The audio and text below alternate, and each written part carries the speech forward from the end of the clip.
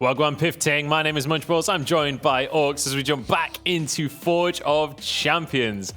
And what a way to end the first series. I was watching that. I thought Phelan had it. Everything was going Phelan's way. Phelan thought they had it as well. What happened? Chips just turns everything on its head. Yeah, and I feel like that is the sort of thing that's going to haunt Soft for the rest of his life. But it happens. I mean, unlucky.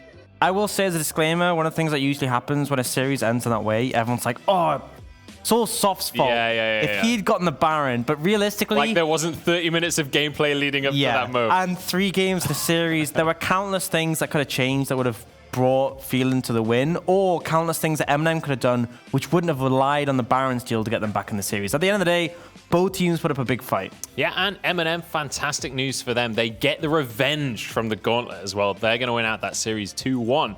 That means that our first series of the day is going to be done and dusted. We have another semi-final on our hands. It's time to jump into Barrage going up against Diabolus, which is going to be an exciting one. But first, let's take a look at our MVP, and I think very well deserved in this series. We're going to be giving that one to Nolte, especially as Karthus in that last game. Apparently first time Karthus as well. I mean, all you have to do is press R. I think the decision was clearly like, look, all these games are turning into a little bit of Clown Fiestas, just constant fighting.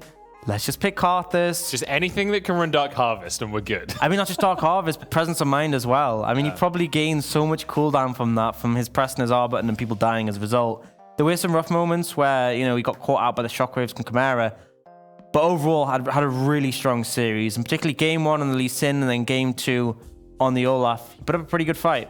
All right, well, it's time to jump into our second series of the day. Barrage up against Diabolus, and let's take a look at who's going to be stepping onto the Rift here as we jump into our matchup. First on the left-hand side, we've got Barrage. It's Icebreaker, Monkeys, D.Va, KDO, and Fast-Legged, or Fast Wheels if he plays the Blitzcrank. Yeah, and then on the side of Diabolus, we have Kakan in the top lane, PFI, Fury, Dragdar, and the Heathen. So keeping the same roster from Summer.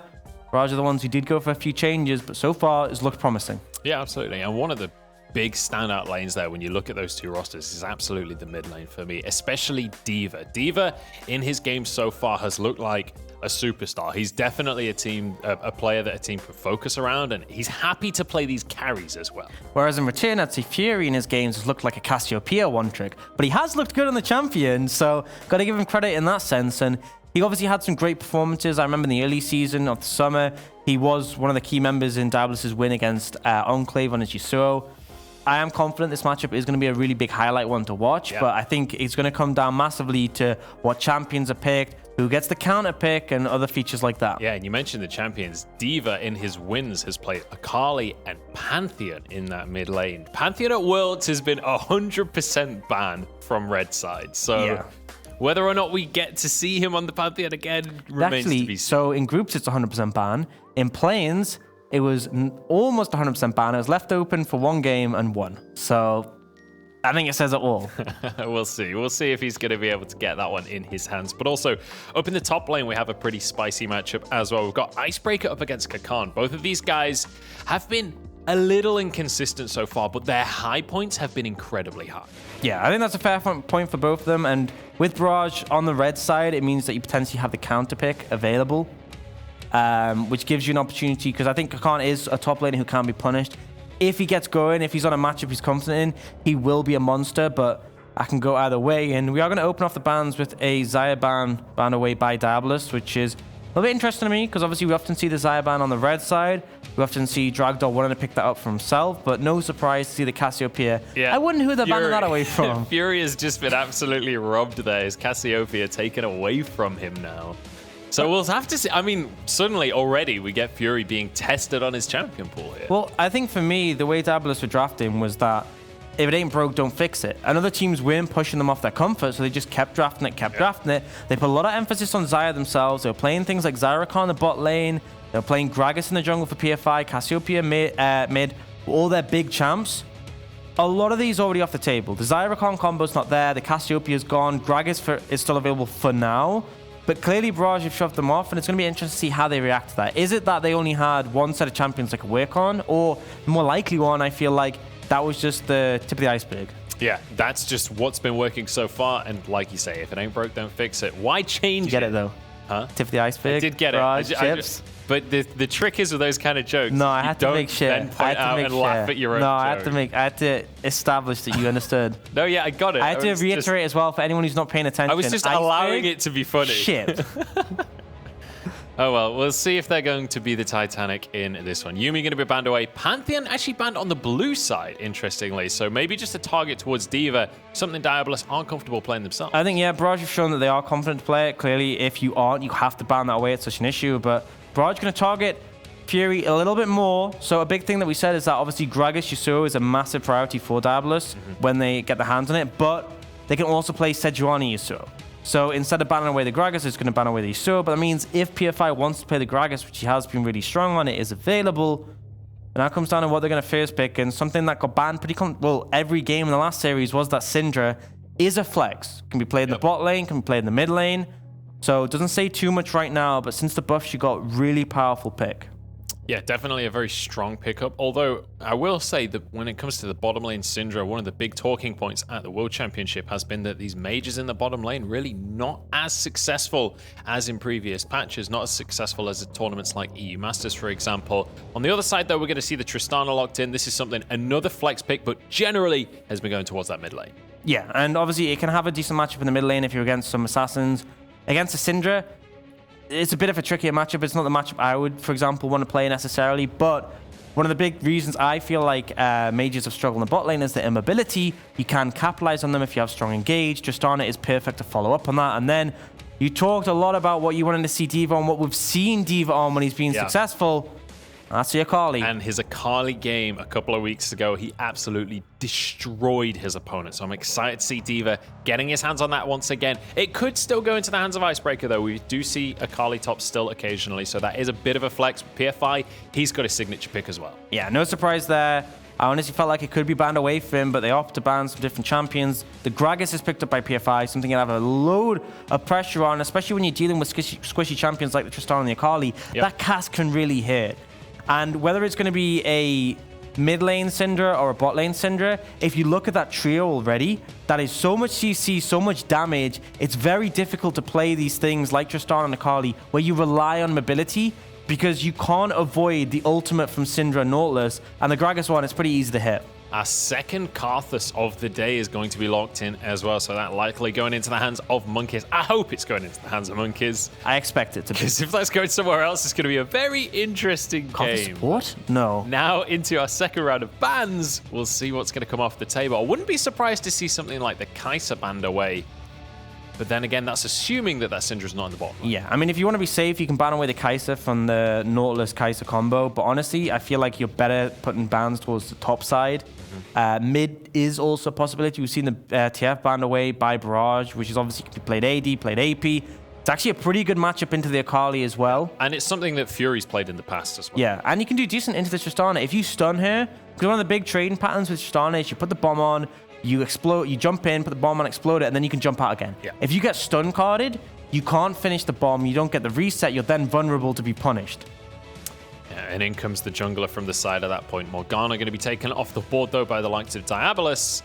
And now Barrage have to decide whether they want to continue to pinch that mid lane pool. They've banned 2 picks away from Fury so far, and it is actually going to be the Kai'Sa. So they're kind of playing around the fact that this Syndra is a flex pick and banning a bit of both. Banning both lanes. And I feel like that's the strength Diabolus have, is that the Syndra is a flex, whereas on the side of Barrage, by the fact that they've taken the Tristana and the Akali, and knowing how they play, I feel like it is likely going to be a Tristana bot lane and an Akali mid. It's still, in theory, a flex, but that's where I expect them to be. And I think Diabolus have responded by going, okay, you haven't picked your support, we're going to ban that away.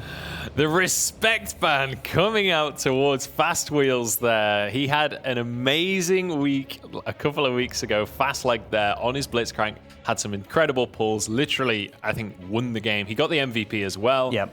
Not surprised to see the respect bans coming out.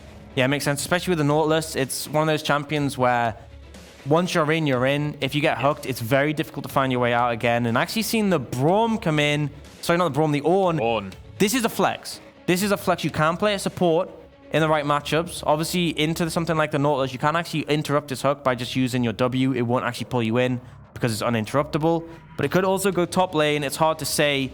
So still keeping things a little bit in the air for the side of Barrage, but now it's going to go over to Diabolus, and we will see more of how their composition is going to function. And if this Lucian gets locked in, it's going to be a Syndra mid. It certainly is. So it'll be Lucian alongside the Nautilus in that bottom lane with PFI in the jungle on Gragas, and we'll have to see Maokai going up towards the top lane. It's just a hover. Kakan has played tanks in the past, though. We've seen him playing on the Poppy. We've seen him play these things that want a bit more of a passive lane in the past. If this is, I mean, again, it's a hover. I'm not going to talk about it. It makes more sense to go towards the Gnar.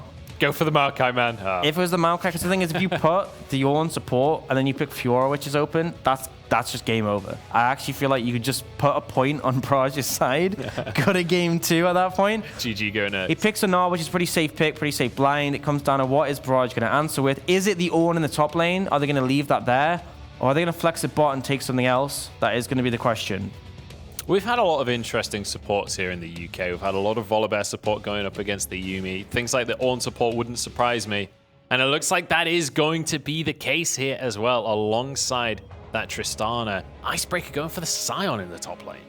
Yeah, a lot of scaling. Like, it does become a super tank as you go later on. And we saw this. I mean, if anyone was watching EE Masters, we saw a ton of it from the Antonio. Has a load of Roman pressure with the ultimate where you can just sort of come down in the side lanes. And when it gets late game, because your W stacks up so much HP, you are a monster. And right now, I feel like Barrage have a massive advantage in terms of scaling, will come out stronger.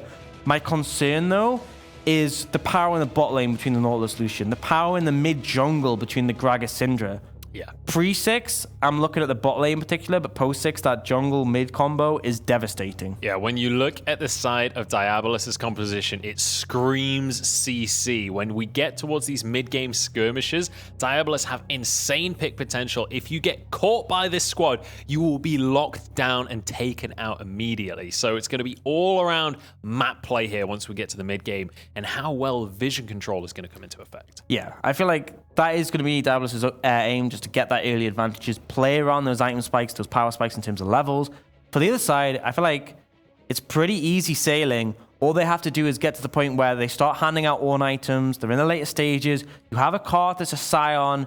And I know a lot of people like to sort of say, oh, you know, just because it has infinite scaling doesn't mean that it's going to scale incredibly well. But a Scion having such a super tank in the top lane is going to be an issue in team fights. Karthus, we saw last game, how strong it was late game, and now you're chucking some extra AP in because you're going to be able to upgrade the Rabadons. Tristana and Carly, both monsters in their own right. I feel like it's going to be a little bit tricky for Diabolus to come out ahead. If it gets to those later stages, they either need great backline access, which is tricky with the Karthus, because even if you kill him, he's still going to do damage, or they need split push pressure from Kakan on this now, and those aren't great win conditions later on, so I want to see them come out swinging. Yeah. I think we need to see a fast-paced game coming out from Diabolus. They need to be setting the pace of this one. They need to be the ones on the aggressive, trying to fight for early dragons, trying to fight for turret plates, trying to snowball into a victory, because this Karthus will run away with the game, especially if it can get a few Dark Harvest stacks early on into the game. That Requiem starts to do so much damage. Yeah, gotta agree, and it's going to come down to there's very key level moments where Diabolus is going to put on the pressure. Level 2 bot lane, level 3 bot lane, both great points. Level 6 mid lane, level 9 when Syndra has a Q maxed. Again, huge power spikes. I'm looking for them to take advantage of those and find an early mid game lead. All right, it's time to jump into game number 1 of this series. It's Barrage up against Diabolus here in the Forge of Champions. We've got a best of 3 on our hands. And the draft for game 1 looking pretty spicy. I'm excited to see Monkeys on his Karthus, but I'm more excited to see D.Va on this Akali. We saw an exceptional performance out from him a couple of weeks ago. Had a final scoreline of something like 8-1 and 7 on that Akali. And up against Fury, it's going to be an interesting matchup because Fury had some pretty good games himself, but their series was a little bit more difficult. Both teams going for the sort of 5-man invade. Just trying to get information. So last game with the Karthus, we saw Phelan specifically try and target the blue buff away from him. We're not seeing that here. Just trying to get vision so they see where he starts. Big thing to note, first dragon is an Infernal. And this is as good as it gets for Diabolus. Because as we said, they want to play around those early spikes and have pressure. They should look to secure that Infernal, you know, at the 6 to 8 minute mark. And then be able to rotate from that pressure and look towards the top side with the Rift Tile. That is my ideal goal for Diabolus in this game. We'll just have to see if they can stick to that. And you can see our mid lane Mavericks there. We'll be able to talk about that. 6.13 KDA for Fury. And obviously, we've talked about the fact that his Cassiopeia has been his absolute mainstay. And one of the questions will be, how well is he going to be able to do on this Syndra pick, especially up against D.Va's Akali? Because, you know, this Akali pick for D.Va so far has been a staple. Here we go. Engage in the bottom lane, though. KDO already having to jump out, actually starting with the W at level 1. Pretty safe one to go for, but still on the rough end of that trade. Dragda able to put a ton of damage down, and I mean, this is going to be the talking point, is that priority.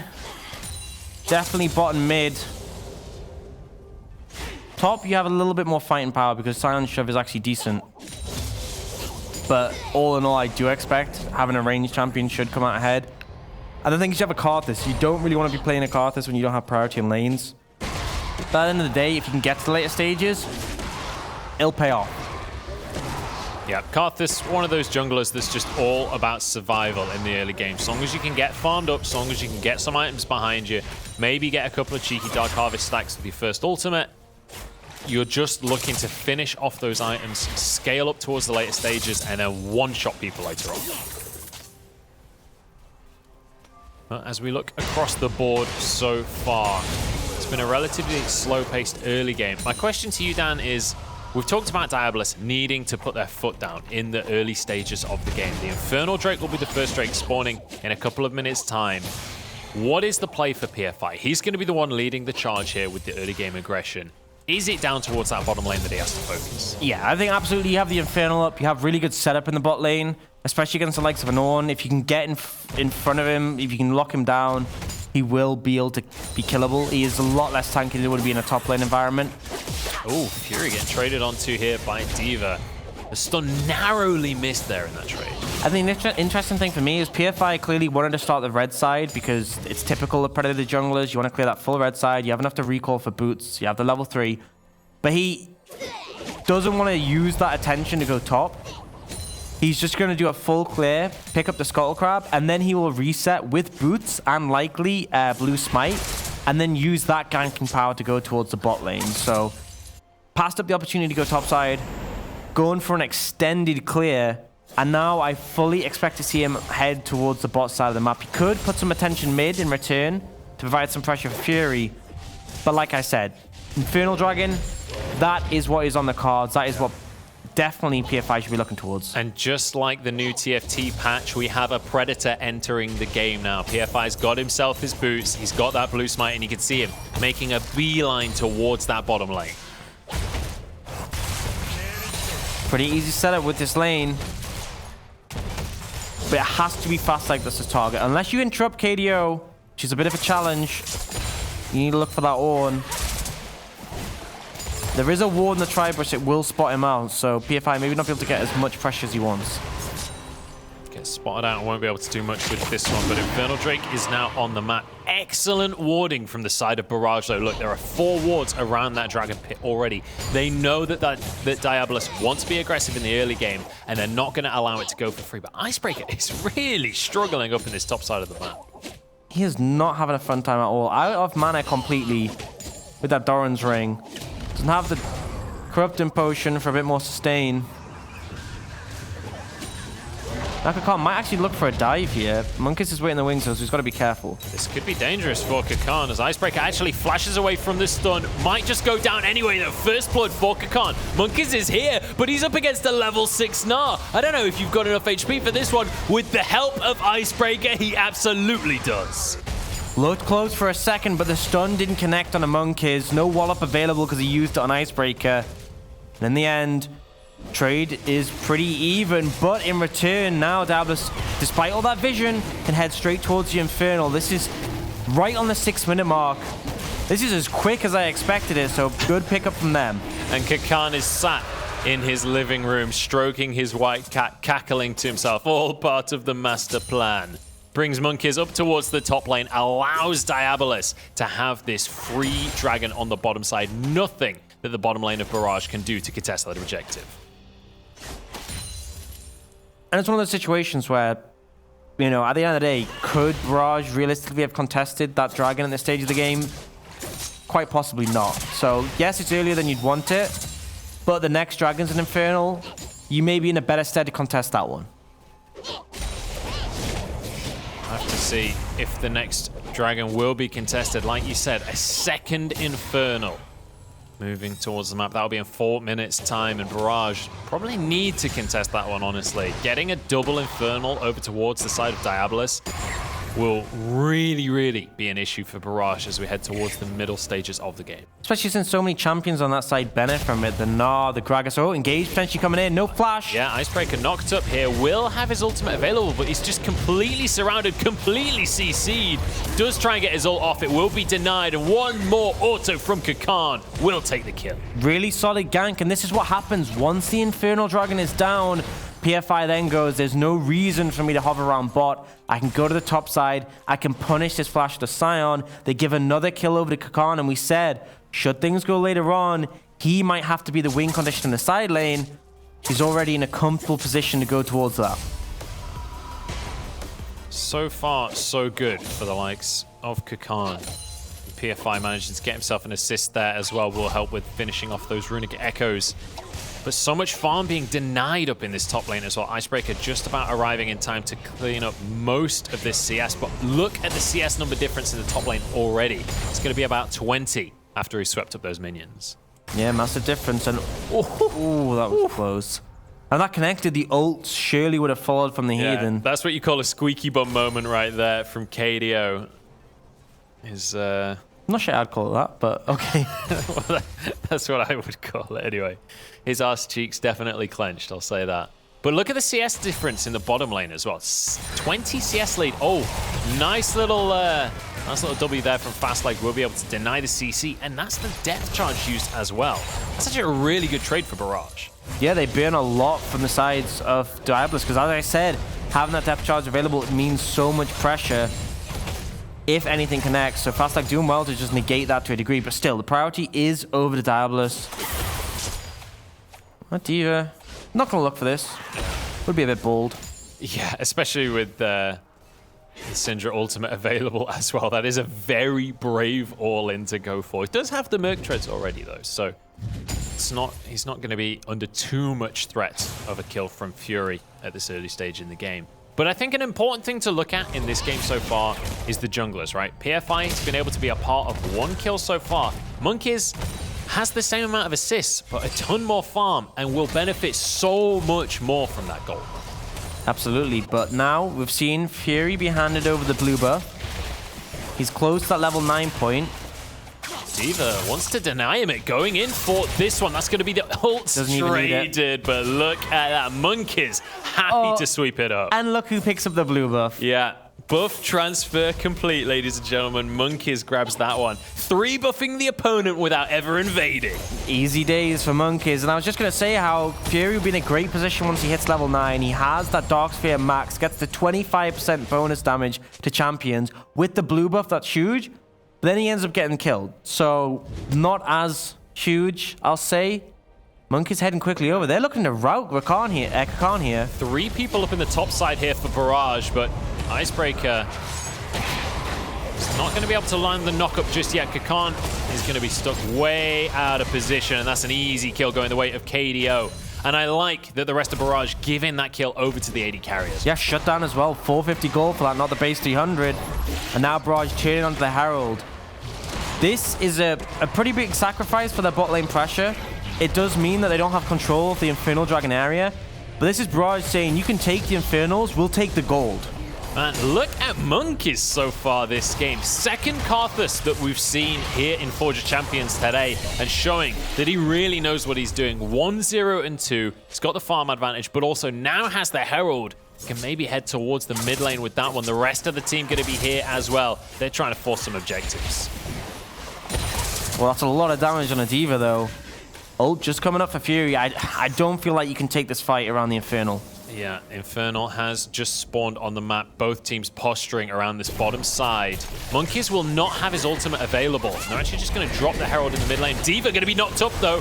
Just get into his Shroud, and Call of the Forge God will get a knock up onto one. There's one kill going the way of KDO, who walks away with a heal. And Fastlane going to be able to happily tank up the damage. Monkey is now on the front line, but he's getting beaten down by Kakan. Has to flash away as the depth charge follows him. Icebreaker also flashes over the wall. A lot of summoners burn from the side of Barrage, but essentially it's a 1-for-0 trade in the kills. Diabolus have the higher health bars though on the most part, so they will be able to shove this wave in. Thing is, I don't feel like they want to risk the dragon right now without their jungler, but PFI is just spawning. Importantly, Monkey's ultimate has just come available again, so Barrage potentially could look for a close fight. And look, Icebreakers is coming up soon, but he might be in a bit of trouble. Kakan is dishing out a lot of damage so far this game, especially alongside Fury there, and the Dragon has been started up by Dragdar and the Heathen. KDO is nearby, but no vision is available. There we go. KDO going to spot this one out. 1,000 HP remaining. It's going to go the way of Diabolus. That's 2 Infernals, but now onto the fight. Icebreaker jumping on in. Gets a knock up onto just PFI, and Barrage cannot punish. Diabolus get this second Infernal off the game in a good position despite Barrage challenging them in this early game. However, next Dragon is another Infernal. My goodness. And that was really the do or die one, because the difference that extra Infernal will make is staggering, because Diabolus would be at 24% AP and AD if they got that. However, Barrage turn it around, they can massively negate those stats already picked up. Yeah, the amount that first Infernal will minimize the advantage that Diabolus have is insane. We'll see if they're going to be able to contest that. That'll be in 4 minutes' time. But so far, Barrage are actually doing a very good job to match the pressure in the early game. We were saying Diabolus were the ones that needed to be aggressive. Is Dragdar living up to that statement?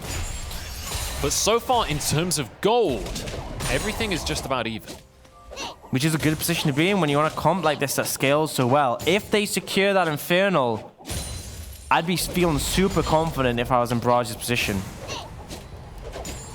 I love how aggressive Kakan has been on this Gnar all game long, not just against the Scion, but in team fights as well. Diva's been caught. We'll get slowed by the Riptide, but he's going to be able to sneak out the bottom side of his Shroud. And we'll be able to walk away with his life. And that's the power of that Akali pick. So slippery. I think Fury actually re-engaged on him there, but I think he walked away in the meantime. Yeah, able to dash out. A lot of heavy trading coming off from both sides. Flash burn there for the Heathen. And unfortunately unable to find Diva's location. Turret plate's now down. Honestly, not a ton picked up in these early levels. Yeah, very few turret plates actually taken across the board, really. We've not had very much pressure onto towers specifically. I mean, critically, the Rift Herald wasn't even able to connect with the mid lane tower, so that definitely mitigated a bit. It was actually quite interesting Herald placement as well, because you can understand dropping it in the mid lane to try and create pressure while you go towards the dragon, but it was dropped as a minion wave entered the lane, so it was unable to really have any effect. Monk is level 10. Now hiding the bot lane brush, looking for the enemy team. Hex Flash comes in. Don't know if this is the engage that either team wants right here. 3 versus 3. PFI has his ultimate available. Monkeys is the target. Will go down immediately, but what damage can he return here? This is a big Requiem. 2 kills go in the way of Monkeys. Diva's arrived too, and he's straight onto Fury. Walks away with his life, and it's a 2-for-1. And that's the issue. If your first target is the Karthus, it's going to come back to bite you. Diva turns up. And it's a 2-for-1 in favor of Barrage, and critically, even more gold going on to these carries. KDO and Monk is looking so strong in this situation. Yeah, and the fact that, as you say, this Karthus, you can't focus him first. Yes, he's a squishy target, but then just turns around, drops the ultimate, reaps those Dark Harvest stacks, and all of that gold. 3-1-3 already. Monkeys is quickly becoming the Halloween nightmare that you're all dreading. And that's the thing, is that the Gragas still has good scalings. It's still strong in late game team fights. But realistically, you pick it in the Karthus matchup so that you can come out further ahead in the early game. And the fact that you're 0-2-2, Karthus is 3-1-3, at this point of the game, it's not looking good for Diabolus. Certainly not. The first tower of the game, though, will finally go down in favor of Diabolus. They do have a minor gold lead, but it is only going to be about 500 in their favor. Certainly not a significant lead at this stage of the game. And when you take a look at the CS numbers across the board, they have some significant advantages, but it's neutralized by these kills that Barrage have been getting. You now see both teams looking to apply some pressure on this bot side. 1 minute till the Infernal Dragon. You've seen Ludens picked up by the Syndra, Gunblade by the Akali, both AD carries sitting on a Nightmare a bit. But the main one is Karthus. He's got Runic Echoes, Oblivion or Pen Boots.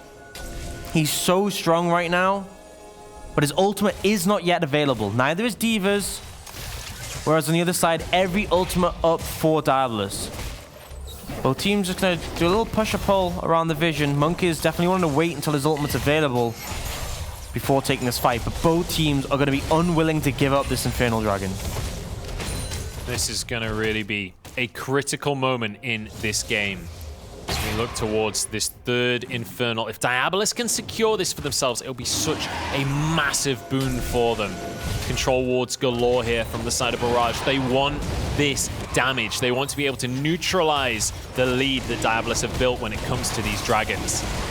And now onto the objective. They're going to be able to burn this one down. PFI has come on into the pit. Can he finish it? No, it goes the way of Monkeys in the end. PFI flashes away. Kakan on the front line, but he's not got Mega Knot just yet. There's a knock-up. There's another one as well. Requiem across the team. That is so much damage. And now Barrage sending Diabolus back to the hills. Yeah, overall, it's a 2-for-1, and they get the Infernal Dragon. Barrage, we said they needed to pick it up. They needed to contest it. And they do so beautifully. And Fastleg dancing in the mid lane right there. In goes D.Va. We've got another fight on our hands, but D.Va getting very low. Gets one onto PFI before leaving. And now onto this mid lane tower. Not many minions, though.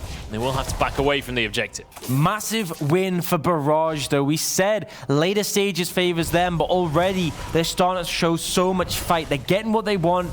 They're getting a gold lead, they're getting a kill lead, and critically, they managed to equalize at least some of those stats from the Infernal Dragons. Yeah, fantastic news for the likes of Barrage, especially when you look at where the gold is for this team. When you look at the Tristana score, when you look at the Akali score, when you look at the Karthus score, and when you look at the respective gold totals as well, the biggest advantage is in that jungle. Almost 1,500 gold lead here from Monkeys, and you'll be able to see that reflected in the items. Once we start to see 3 items on these kind of carries, they are going to dominate the Rift. Absolutely, it becomes so hard. We talked about the CC from Diabolus, but it's like any CC you throw on Monkeys, it's just putting them closer to being able to being his passive and use his ult. It's hard to get on top of KDO with the range he's going to gain over this great game, and D.Va, you've seen how he dances in these fights and somehow still doesn't go down. It's a difficult ask for Diabolus. I feel like they need to start to find some momentum, or they're just going to be relying on Kakan in the side lane. And again, that isn't the best win condition to be looking towards.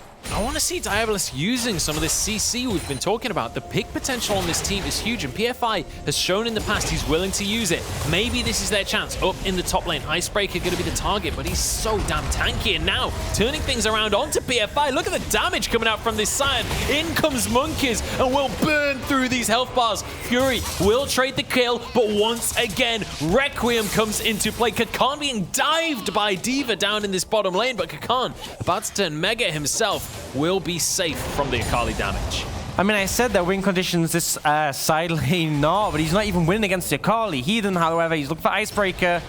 Icebreaker may be bitten off more than he can chew here. It might just go down like the Titanic itself. Fury grabbing himself a kill from that one and won't be able to chase anything down. It's good to see the players coming out. Remember, they shut down Monkeys. They got some extra gold, but D.Va got a kill onto Kakan in the meantime down in that bottom lane. And that, by the looks of things, was underneath the tower as well. You know that win condition I was talking about? The side lane, no? Forget about it. It is really looking dire right now for Diabolus. The fact that they're less than they're just about 1,000 gold down, and I'm saying it looks dire, it shows the state. So he comes in from the river. Kakan stepping up towards the lane. So it's actually Kakan that starts this fight off. I'm not sure what the plan was.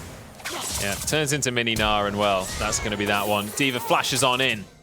Easy solo kill there. Barely even had to go for the tower dive, to be honest, because Kakan happy to step out into the lane. And handed it to him, to be honest. Just really gave over the kill because by all means, as you said, I expected to be under tower, but he just walks out, decides to say, hey, D.Va, you want to kill? And D.Va says, obviously, yes.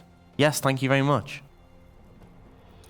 He's going to be happy to take that gold to the bank, and now we're looking towards this middle lane. Still, the gold lead between these two teams is only going to be around 700, 800 gold. It's now in favor of Barrage, though, that has swung around from earlier in the game. Kakan might be able to change that, though, if he can get on towards this tower. Does have that demolish passive from his runes, so might just be able to finish this objective off. But in the meantime, everybody else on the map is focused on this top side.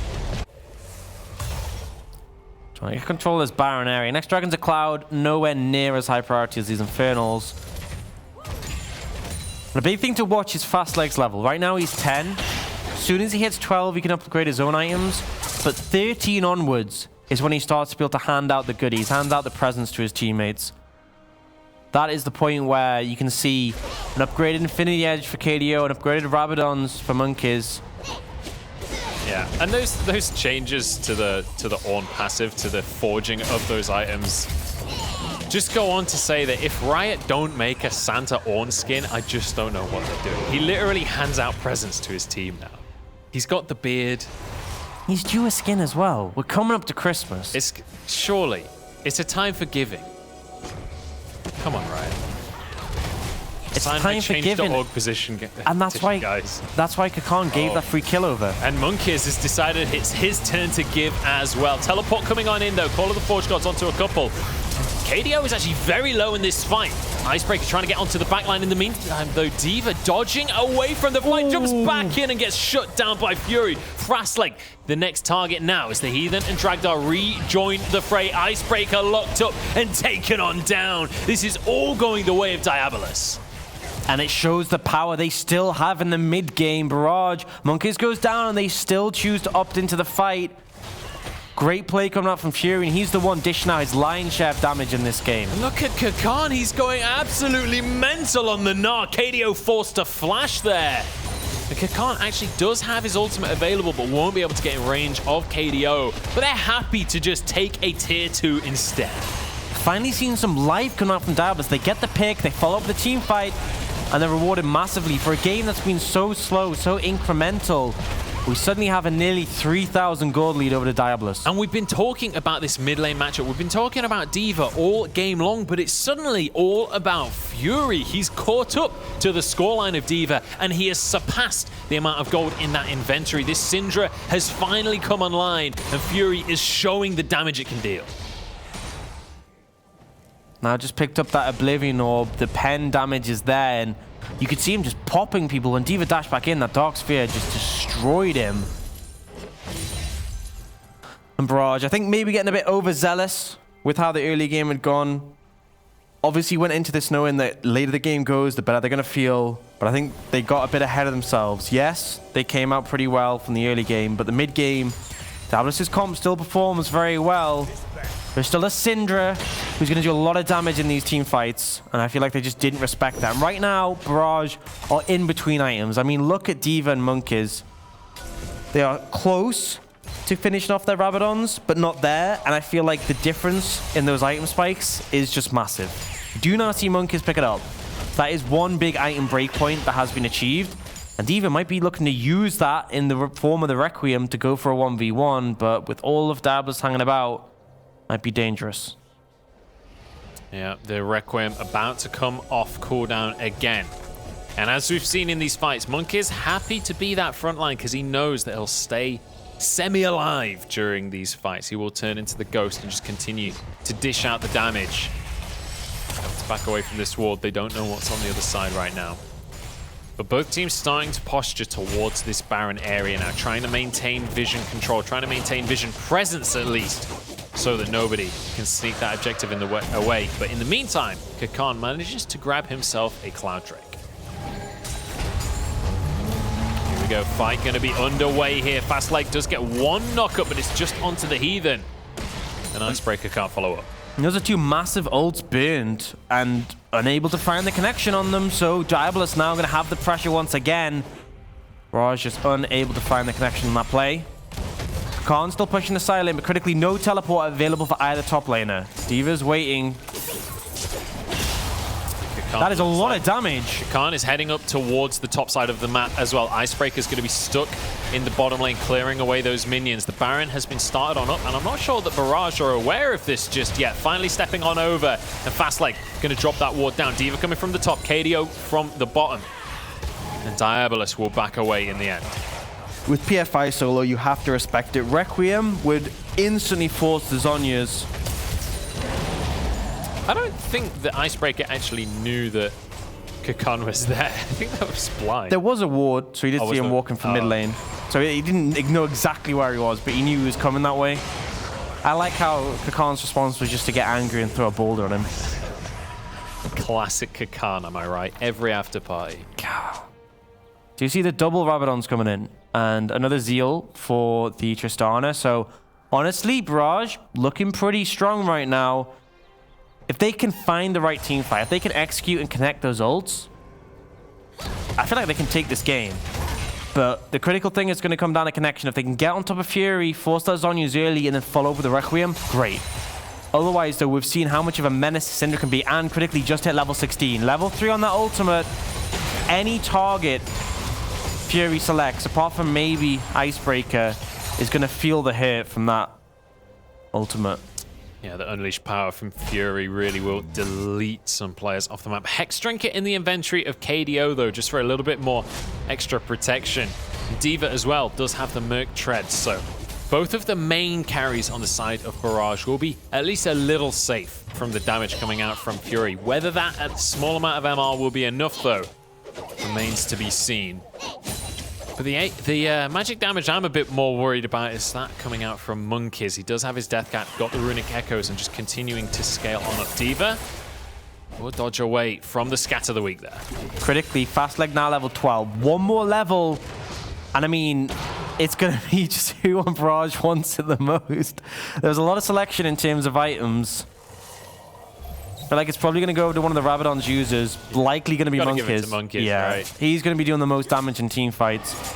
But for the next few levels, Barrage's power is just going to ramp up significantly with the amount of gold they essentially get for free off that own passive. PFI trying to clear away some vision here, but Monkey's doing a good job of defending it. Oh, the ultimate Fury! Monkeys just gets absolutely destroyed. All right, now onto the Baron. The game does continue. Monkeys does not get to use the Requiem either. D.Va now being chased away by the Culling.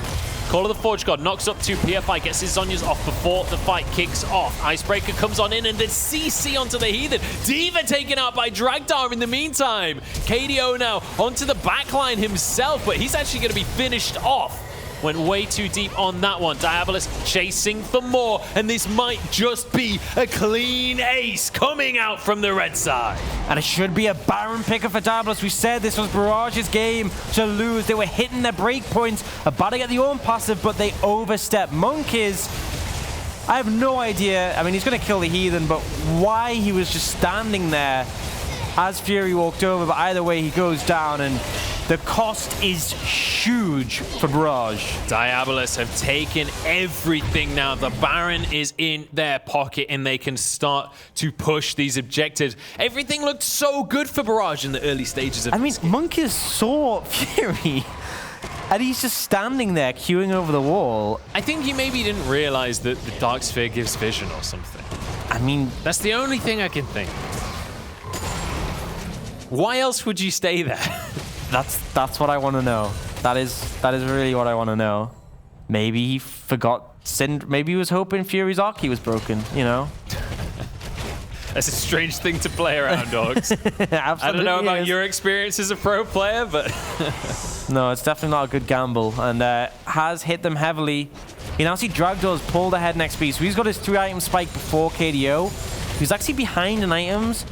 He's now managed to overtake slightly, and he's up in levels as well. So in a pretty solid position now. Diabolus bringing Fury in. They're going to take this mountain quickly, and then I expect to see them head straight towards the bot lane and push that lane up. have to see what they're going to be able to achieve with this Baron buff. They're going to have 2.5 minutes left before that'll run out. We'll see which lanes that they are going to push. Looks like they are going to set up for a 1-3-1 here. Dragdar, Heathen, and PFI in the middle. You know ProView from... oh, what's that? Well, ProView in the LEC and LCS, I would love to see that of Monkeys and just see what his point of view and like... You just see the all chat afterwards of just him saying lag. Yeah. Or you just see him like clicking and then he just realizes and he just stops and he's like, oh. I've made a terrible mistake. Record scratch. You're probably wondering how I got here. Yes, I very much am. All right, well, as they set up this 1-3-1, it's time to knock down some towers. In fact, the 1-3-1's out of the window. It's a 1-4 at this point. Kakan up in the top lane, the rest of the team in that mid lane. The siege continues. All 3 tier 2s are down, and there's still 1.5 minutes in this objective, but the engage coming out from Fastlane just to knock up onto the Heathen, though. And honestly, so far, these Call of the Forge Gods not really able to find what they're looking for. Yeah, I mean, Fury's the one without mobility. I feel like you should have gone for him. But Fastlane not connecting on the right target, and now... It's gonna go down already. Yes, it's gone. What a push from Diabolus, and Barrage struggling to find a way into these fights, struggling to find the engage that they need to. Stun coming down onto Fastlane as well, and Fury happy to hit the button, uses the ultimate and finishes that player off. Icebreaker almost goes down to the culling alone, and D.Va cannot get onto Dragdar. Another turret drops, another inhibitor will go down, and Diabolus are bringing the jaws down onto Barrage. I mean, they just took everything. Normally on the first Baron, you're happy with taking the outer structures, but they just got 2 inhibitors, and it feels like Barrage, after that play, they've just rolled over and died in front of Diabolus. They just aren't putting up any fight. It's really rough to see. Very difficult situation now for the likes of Barrage. The question is, what are they going to be able to do to get back into this game? Can they defend at this stage? 2 inhibitors down in the top side of the map, but the Baron is about to run out. Yep, but Baron in 2 minute 30, Elder Dragon in 2 minute 30. And, I mean, I feel like this Elder's at least slightly going to favor Diabolus. You know, double Infernal, Mountain Cloud versus just an Infernal. Yeah, that's reasonable. But it's not about who it will do better on, it's about who is going to be able to grab that objective. If Diabolus can get the Elder Drake, this game is done. This game is well and truly over. But Barrage, if they can somehow miraculously steal that one away, maybe there's still a glimmer of hope for this squad.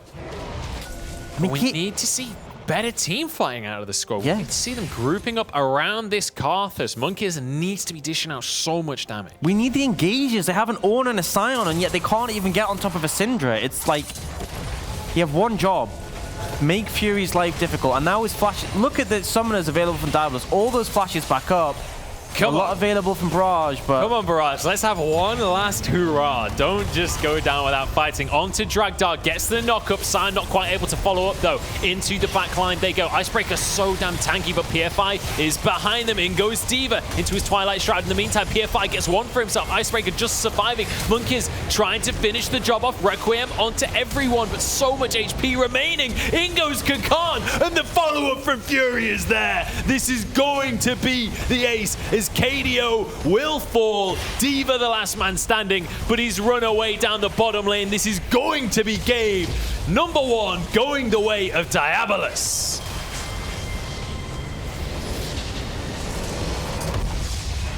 The mid game just exploded. And, you know, regarding the last series, regarding the Baron steal from Chibs away from Soft, I said, usually there isn't one moment that sort of defines a game. And you always think there's other moments in the game that sort of, this could have happened, that could have happened. That Monkeys moment just defined that game. That was really unfortunate. He just handed the Baron over. And it was like... The timing of it. But it was You're like, going to make a mistake like that. That is not the moment in the game. It was like, the only purpose of that was to defend a control ward. He literally was just like... I've been there, man. I've been there. I can respect it. I feel the pain. But at the end of the day, it cost them massively. And it felt like Diabolus were just waiting for this tipping point. And as soon as they got the moment, they went so aggressive. And Barrage just never found a way in. The engages weren't there. The team fights weren't there. The Requiems should have done a lot more damage. Well, they got the moment, they got the momentum, and now they've got a victory on the scoreboard as well. 1-0 to Diabolus. We're going to jump into a quick break, but do not go anywhere. Right after this, we'll be jumping into Game 2 of the series. 1, 2, 3.